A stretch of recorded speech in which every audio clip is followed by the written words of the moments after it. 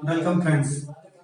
आज हम बात करने वाले हैं कि हम समांतर श्रेणी के दिए हुए पदों को कैसे निकाल सकते हैं। तो अब इसी के बारे में हम बात करेंगे।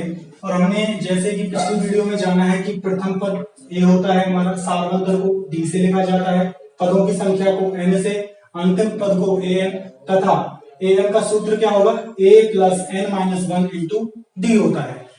यहाँ हम बात करते हैं कि हम पद कैसे निकाल सकते हैं। मान लीजिए हमारे पास एक श्रेणी दी हुई है जो एपी है, वो है आपकी 2,7,12 इसी तरह से अगर हमसे कहा जाए कि हमें इसका 26वां पद निकालना है, तो 26वां पद हम इसका कैसे निकालेंगे, उसके लिए हम देखते हैं कि सबसे पहले हम इसका प्रथम पद निकालेंगे। तो ए हमारा क्या हो जाएगा, जो इसका पहला पद होगा A1, यही हमारा ए होगा, जिसे हम लिखेंगे 2। इसके बाद हम इसमें डी निकालेंगे। डी निकालेंगे क्या करना होगा, D is equals to A2 minus A1, और इसकी हम संख्याएं लिखेंगे। तो A2 है हमारा 7 माइनस A1 है हमारा 2, जिसकी वजह से डी हमारा हो जाएगा 5। D is equals to 5। तो हमने ए भी हम यहाँ पर हम डी निकाल चुके हैं। अब इसके बाद में हमें जानना है कि हमें कौन सा पद निकालना है, तो हम n का मान लिखेंगे। n का मान हमें यहाँ पर दिया हुआ है कि हमें इसका 26वां पद निकालना है, तो n बराबर 26 हो जाएगा। n बराबर हमें 26 मिल चुका है। अब हमें क्या करना है, 26वां पद ज्ञात करना है। तो उसके लिए हमें क्या करना होगा, हम अपना सूत्र इसमें काम में लेंगे, जो होगा हमारा a n is equals to a plus n minus one into d. तो हम इसमें मान रखते हैं एन में क्या हो जाएगा, एन की जगह पर 26 लिख देंगे। तो A26 इज इक्वल्स टू, ए का मान है यहां पर 2 प्लस एन माइनस वन हो जाएगा हमारा 26 माइनस 1 25 इंटू डी। डी का मान अभी हमने निकाला है, जिसका मान है 5, तो हम इसे लिख देंगे, यहां पर ये 5 आ जाएगा। अब इसे सॉल्व करते हैं। A26 is equals to 2 plus 26 minus 1 करेंगे तो 25 आ जाएगा, 25 गुणा और ये आ जाएगा 5। अब इसके बाद A26 is equals to 2 plus 25 का मल्टीप्लाई जब 5 से किया जाएगा तब आएगा 125, और इसमें लिखेंगे A26 इज इक्वल्स टू 127। तो इस तरह से हमें इस श्रेणी का 26वां पद भी मिल जाएगा। इसके बाद हम यहाँ पर देख सकते हैं कि हमने इन्हीं चीजों की सहायता से यहाँ पर पूछा गया 26वां पद आसानी से निकाल लिया है। इसी तरह से अगर हमें और भी सवाल दिया जाए तो हम इसी तरीके से बाकी सवालों को भी सॉल्व कर सकते हैं। तो चलिए देखते हैं हम आगे के सवाल और कैसे सॉल्व किए जाएंगे।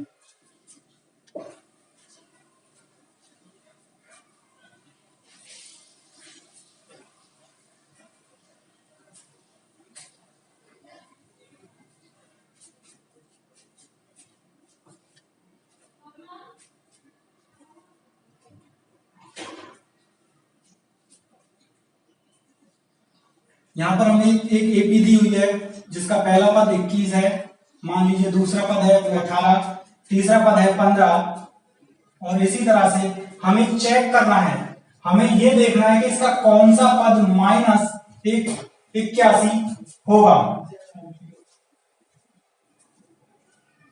तो देखिएगा हम यहाँ पर क्या करते हैं, इसके लिए हमें देखना होगा, सबसे पहले हम क्या निकालेंगे, ए निकालेंगे।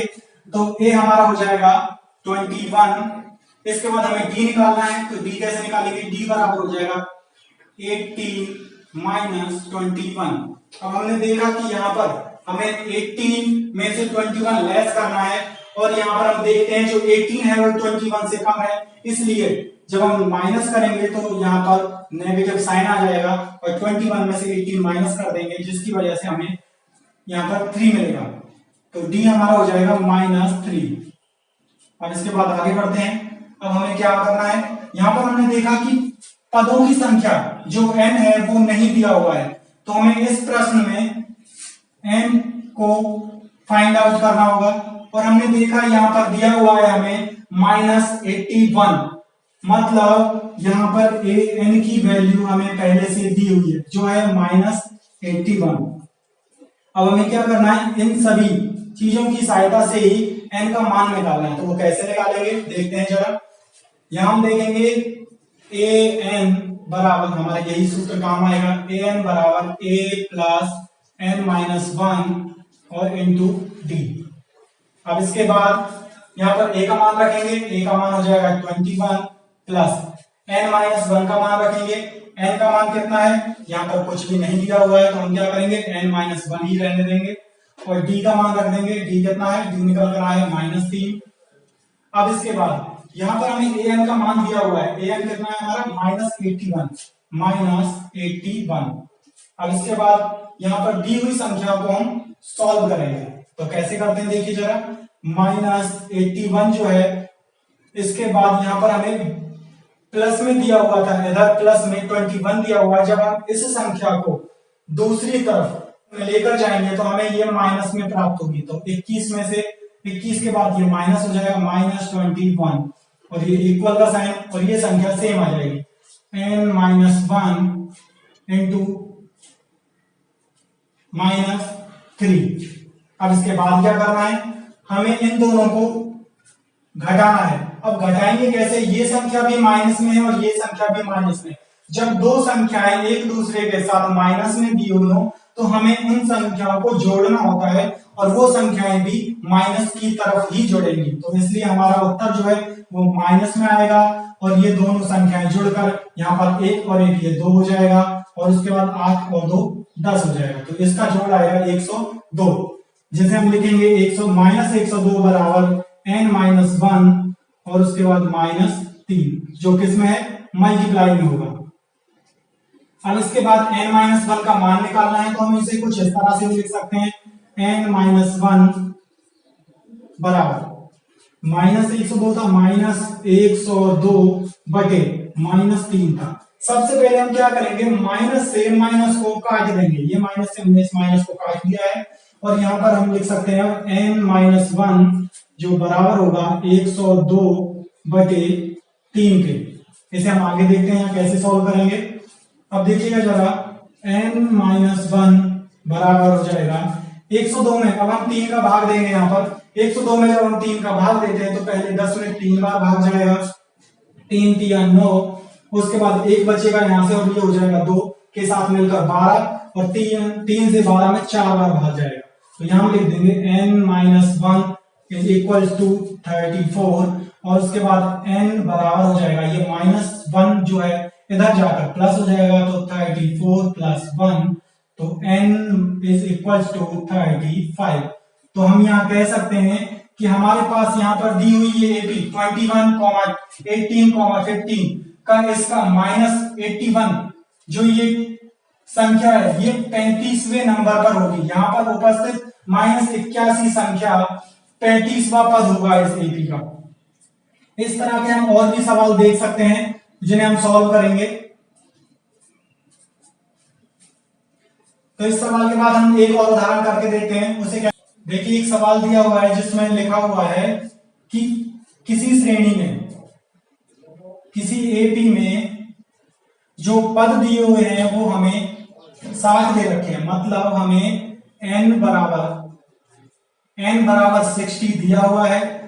n बराबर 60 देने के बाद में हमें यहाँ पर बताया हुआ है कि उसका प्रथम पद मतलब a बराबर 7 है और अंतिम पद को an से लिखेंगे, an बराबर 125 और उसके बाद हमसे पूछा गया है कि इसका कौन सा पद होगा, 25वां जो इसका पद है वो कौन सा होगा। तो हमें क्या करना है, 125 निकालना है। तो हमें यहाँ पर दी हुई इन कुछ ही संख्याओं से क्या करना होगा, 125 को निकालना होगा। तो वो हम कैसे निकालेंगे जरा उसे देखते हैं। सबसे पहले हमें दिया हुआ है कि a बराबर 7, इसके अलावा हमारे पास ये संख्या दी हुई है an बराबर 125, जैसे हम किस तरह से लिख सकते हैं, a 125 बराबर हो जाएगा 7 प्लस n-1 कितना होगा, n हमें पहले से दिया हुआ है कि इस श्रेणी में 60 पद हैं तो हम लिख सकते हैं 60 -1 डी का मान हमें यहाँ नहीं दिया हुआ है, तो हम डी का मान यहाँ डी के मान के लिए हम डी लिख देंगे। तो हम क्या करते हैं, अब इसे सॉल्व कर सकते हैं। तो यहाँ पर हम देखेंगे 125, ये जो 7 यहाँ प्लस में है, इधर जाकर ये माइनस हो जाएगा, -7 बराबर हो जाएगा 60 में से घटाएंगे तो ये 59 आएगा, और इसके साथ डी भी होगा। तो हम यहाँ लिखेंगे 59 डी इज इक्वल्स टू 125 में से अगर हम 7 घटाते हैं तो हमारे पास जो संख्या लौट कर आएगी वो होगी हमारी 118। अब हमें क्या करना होगा, अब यहाँ पर हम डी का मान निकालेंगे। तो डी का मान निकालने के लिए क्या करेंगे, 118 बटे 59, जो 59 डी के गुणा में था उसे हम भाग में ले जाएंगे, और हमने इसको लिख दिया है। अब हम आगे देखते हैं डी का मान क्या लिखेंगे, डी इज इक्वल्स टू 118 बटे 59, जिससे डी का मान निकल कर आता है 2। तो हम लिख सकते हैं डी बराबर हमारा 2 हो जाएगा। अब इसके बाद हमें जो संख्या पूछी गई थी उस संख्या का मान निकालेंगे। तो A25 कैसे निकालेंगे हम, A25 हमें निकालना है। तो हम इसके लिए आसान सा तरीका काम में ले सकते हैं कि सबसे पहले हमें लिखना पड़ेगा A प्लस 25 टर्म्स निकालना है, तो इसका हम इसे लिख सकते हैं 24D। और इसमें हमें क्या करना होगा, अब मान रखेंगे, A का मान दिया हुआ है 7 प्लस 24 लिख देंगे, डी का मान अभी हमने निकाला है जो है 2, और ये 2 से इसका मल्टीप्लाई कर देंगे। तो हम यहाँ लिखेंगे A25 is equals to 7 plus 24 का मल्टीप्लाई 2 के साथ करेंगे तो यहाँ पर आएगा 48, और उसके बाद में A25 is equals to 48 plus 7 करेंगे तो यहाँ पर आ जाएगा 55, और इस तरह से हमारा जो 25वां पद होगा A25 वो होगा 55।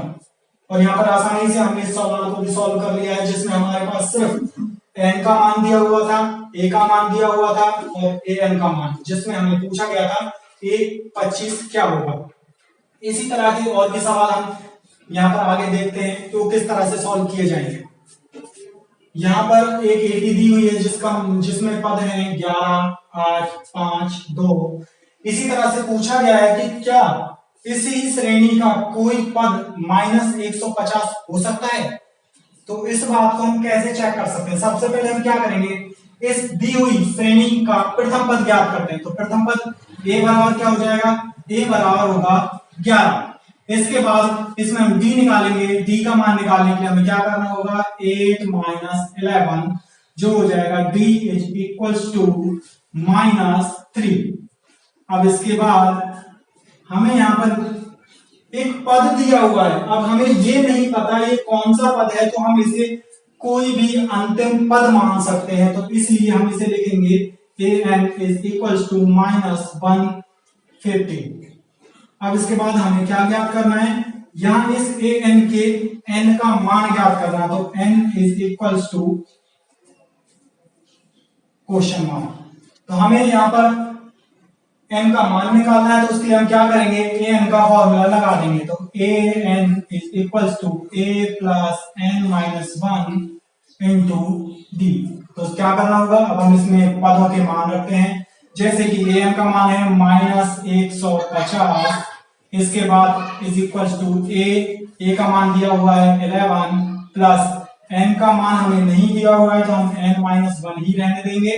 इसके बाद d का मान हमने निकाला था -3। अब इसके बाद यहां पर हमने देखा जो 11 है वो प्लस में है, इधर जाकर ये माइनस हो जाएगा। तो -150 - 11 is equals to n - 1 into -3। अब इसके बाद यहां पर इन दोनों को हम जोड़ देंगे, लेकिन संख्या जो है हमारी वो माइनस में होगी। -161 is equals to n - 1 into -3। अब n-1 का मान निकालेंगे, n - 1 is equals to -161 divided by -3। इसके बाद इसे काट देंगे, माइनस को माइनस से काट दिया जाएगा, उसके बाद हम आगे करते हैं, n-1 का मान निकालना है हमें, तो n-1 बराबर हो जाएगा हमारा 161 बटे 3। अब 161 में हम 3 से भाग देंगे, तो यहां पर हमने देखा 3 से जब 16 में भाग देते हैं तो जो हमारी संख्या है वो आएगी पहले 5, 3 5 15, इसके बाद 1 बचता है, 1 के बाद 1 उसमें रखने पर ये संख्या हो जाएगी 11, और 11 में 3 से पूरी तरह से भाग नहीं जाता, तो हमने देखा 3 तिया 9, तो यहाँ पर ये 3 तिया 9 आ चुका है, इसके बाद संख्या में भाग नहीं जा रहा है तो हमने पॉइंट लगाया, जिसकी वजह से हमने देखा यहाँ पर 20 हो चुका है, 2 के बाद 0 लगाने पर, उसके बाद 20 में भाग देंगे तो 3 से वो आ जाएगा 6। यहां पर जो n-1 है, n-1 इसका मान आ रहा है 53.6, और जबकि हमें एक नियम हमेशा ध्यान रखना होगा, जो n है वो हमेशा पॉजिटिव होना चाहिए। एक तो ये n जो है इसका मान पॉजिटिव होना चाहिए, उसके अलावा n जो है उसका ग्रेटर देन 0, n का मान हमेशा 0 होना चाहिए और पॉजिटिव इंटीजर होना चाहिए। पॉजिटिव इंटीजर है यहाँ पर 0 से बड़ा है, लेकिन फिर भी ये इस श्रेणी का पद नहीं हो सकता। इसकी एक प्रॉब्लम ये होगी कि यहाँ पर जो n है हमारा वो हमेशा कैसा होना चाहिए, इंटीजर नंबर भी होना चाहिए। तो इस तरह इन तीनों चीजों को हम कैसे लिखेंगे, ये हमारा n पॉजिटिव इंटीजर होना चाहिए, तो हमें इन तीनों चीजों को एक अच्छे तरीके से याद रखना होगा। अगर हमें पता है कि n का मान हमेशा पॉजिटिव होगा, n का मान 0 से बड़ा होगा और n का मान पॉजिटिव इंटीजर होगा, तभी जाकर हम किसी भी श्रेणी में ये देख सकते हैं कि क्या दिया हुआ पद उस श्रेणी का पद है अथवा नहीं। इसके बाद हम एक सवाल और करके देखते हैं।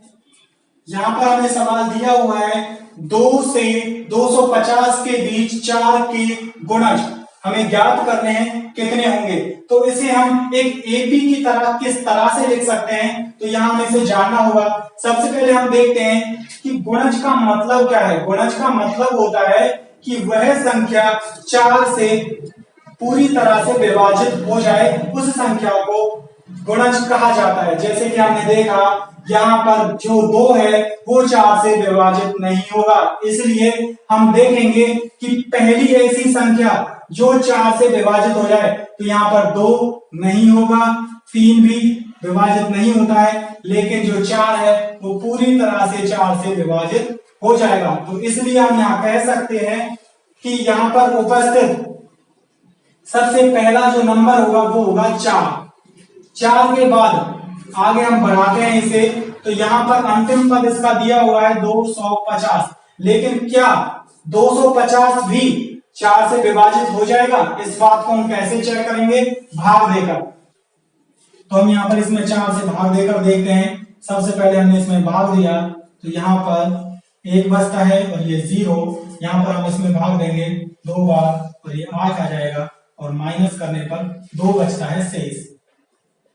यहाँ पर जो संख्या शेष बची है इसका मतलब है ये संख्या यहाँ पर उपस्थित संख्या में अधिक है, तो हम इसे अगर इसमें से घटा दें तो हमें यहाँ पर वह संख्या प्राप्त हो जाएगी जो 4 का गुणज होगा। तो हम इसके लिए क्या करेंगे, 250 माइनस 2 कर देंगे, जिसकी वजह से हमें ये संख्या प्राप्त होगी 248। तो हम यहाँ 250 को इस श्रेणी में से हटाकर हम लिख सकते हैं 248, जो इसी दी हुई श्रेणी के लिए अंतिम पद होगा। अब हमें क्या करना है, हमें ज्ञात करना है कि इस उपस्थित एपी में, यहाँ पर जो एपी दी हुई है इसमें कितने पद हैं। तो सबसे पहले हमने देखा ए कितना है हमारा, ए का मान हमें 4 दिया हुआ है, डी का मान क्या होगा, जैसा कि सवाल में दिया हुआ था कि 4 के गुणज होने चाहिए, इसका मतलब है 4 ही एक ऐसी संख्या है जो हर बार वृद्धि करेगी, तो इसलिए डी का मान इसमें 4 हो जाएगा। और ए एन हमने दिया हुआ है, ए एन बराबर दे रखा है 248 जो हमने अभी निकाला था। अब हम इसमें एन का मान निकालेंगे, इसके लिए हमें क्या करना होगा, ए एन बराबर a plus n minus 1 into d. अब इसमें हम मान रखते हैं 248 बराबर 4 प्लस n माइनस 1 इंटू 4। इसके बाद 248 और जो ये प्लस का 4 है इधर जाकर माइनस हो जाएगा, तो हम इसे माइनस कर देंगे। -4 बराबर n माइनस 1 इंटू डी का मान 4 लिखा हुआ है। तो यहाँ पर हमने इसे माइनस किया तो यहाँ पर आएगा 244 बराबर n माइनस 1 इंटू 4। अब इसके बाद हम आगे बढ़ते हैं। हमने लिखा n माइनस 1 जो किसके बराबर हो जाएगा 244 बटे 4 के। अब आगे इसे सॉल्व करके देखते हैं। n माइनस 1 बराबर 244 में हमने 4 से भाग देकर देखा तो यहाँ पर भाग जाएगा पहले 6 बार, फिर उसके बाद 1 बार। तो यहाँ पर 61 जो है 244 को 4 से डिवाइड करने पर हमें 61 प्राप्त होता है। तो इसके बाद हम n का मान निकालेंगे, n बराबर हो जाएगा यहाँ पर दिया हुआ जो n माइनस 1 है, इसमें -1 जो है वो इधर जाकर प्लस का हो जाएगा, तो हम इसे लिखेंगे 61 प्लस 1 और n बराबर 62 हो जाएगा। तो इस तरह से हम यहां ज्ञात कर सकते हैं कि 2 से 250 के बीच में 4 के जो गुणज हैं वो हमारे 62 होंगे। तो इसका मतलब ये हुआ कि 2 से 250 के बीच में 4 से विभाजित होने वाली जो संख्या है वो 62 होंगी। Thank you.